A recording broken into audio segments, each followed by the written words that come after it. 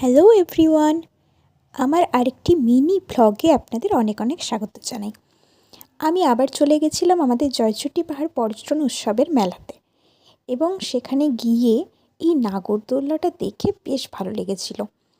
চারিদিকে আলো দিয়ে সাজানো, এবং যখন এটা বনবন করে ঘুরছে না, তখন দেখতে আরও বেশ ভালো লাগছে।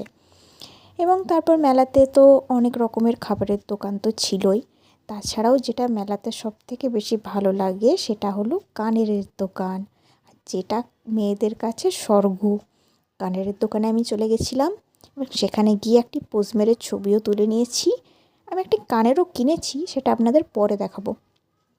কানের দোকানের তো ছড়াছড়ি মেলাতে। তারপর বেশ কয়েকটা ছবি আমি পোজ মেরে মেলাতে তুলেছি, এবং ছবি তুলে আমার আর মন ভরে না। আমি ছবি তুলেই গেছি একটির পর একটি, কখনো কানের দোকানের সামনে, কখনো আবার খাবারের দোকানের সামনে, কখনো আবার ওই লোহার জিনিসপত্র বিক্রি করে সেই দোকানের সামনে। নানা রকম দোকানের সামনে দাঁড়িয়ে ছবি তুলে মনকে কোনো রকমভাবে সন্তুষ্ট না করতে পেরে ছবি তুলেই গেছি।